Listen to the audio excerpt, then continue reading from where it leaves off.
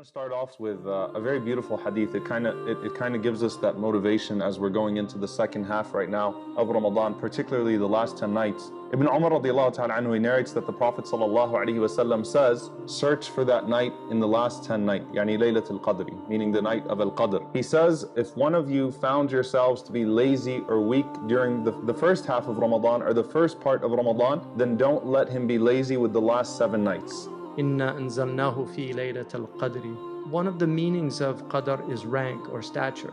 And so a night of qadr is a night of great stature or rank with God. The second meaning of qadr is actually manzila or sharaf, nobility, honor. This is the night of great honor. Why? And you can think of it like this. Allah subhanahu wa ta'ala has the greatest qadr of anyone. He has the greatest status of anyone. And He sent on that night the angel with the greatest qadr, the angel with the greatest status, being Jibreel alayhi salam, to the Prophet sallallahu alayhi wasallam of the greatest qadr. And He sent to that Prophet sallallahu alayhi wasallam the book with the greatest qadr of all of his revelations. So it's a combination of all these honors and glories that come together in Laylatul Qadr. Whoever can stand in the night of Laylatul Qadr, meaning pray. So the best thing you can do in Laylatul Qadr, as the night starts, is pray. Nawafil, nawafil, nawafil. And the best thing you can do is when you're in sajda, just make duaz. Just cry to Allah and make duaz. But then Allah didn't just say pray. Or the Prophet didn't just say pray. He gave certain qualities to that prayer. So let me explain those qualities to you. One, imanan. Whoever prayed before Allah out of faith, meaning it's not just faithfully, they were driven, they were completely convinced that this prayer is going to be the best thing that's happened to me. They have this confidence and this reliance on Allah in these prayers like no other. That's one. Then wahtisaban.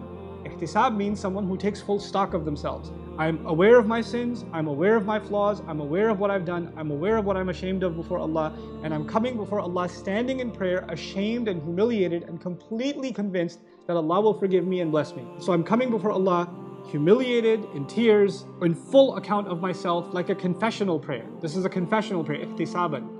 If you can pull that off, غُفِرَ لَهُ مَا تَقَدَّمَ مِنْ ذَنْبِهِ. Whatever took place of any kind of embarrassing sin such a person had done has all been guaranteed to be forgiven. All of it is guaranteed to be forgiven if we can stand before Allah in that kind of prayer tonight.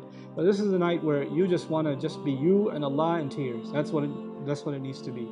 And so this is a night in which we should have complete faith in the power of Allah to change things, to change our fate, to change our behavior, to give us, to empower us to do things, because Allah has endowed this night with unusual strength and unusual power. And it's a manifestation of Allah's miracles in this night. After all, the greatest miracle ever given to humanity, the Quran, was given in this night, the most powerful word of Allah. So then we should have more belief in miraculous answerings of duaz in this night than any other night. There's a hadith where the Prophet ﷺ speaks about this concept of deprivation. And what that means is, if Allah subhanahu wa ta'ala deprives you of Laylatul Qadr, it means that your sins are getting in the way of you being able to catch Laylatul Qadr. Just like when we say that if a person does Hajj, it's because they're the guests of Allah subhanahu wa ta'ala. Likewise, if Allah allows you to catch Laylatul Qadr, it's that Allah subhanahu wa ta'ala has decreed something amazing for you. And so the Prophet ﷺ says in an authentic hadith, he says that this month has come upon you, and in it is a night that is greater than 1,000 months. Whoever is deprived of it is deprived of all good. And no one would be deprived of the good of this night except for one who is deprived. There is something that's keeping you between you and Allah, that's keeping you away from Allah subhanahu wa ta'ala. And Allah azza wa jal would prevent you from the khayr of this night because of that sin that you're insisting upon. So really, in these last couple of nights before you go into the last 10 nights, one of the main things you should keep in mind here is that I need to do away with those things that would make me mahroom, that would make me a deprived individual, so that Allah subhanahu wa ta'ala doesn't deprive me of the good of this night.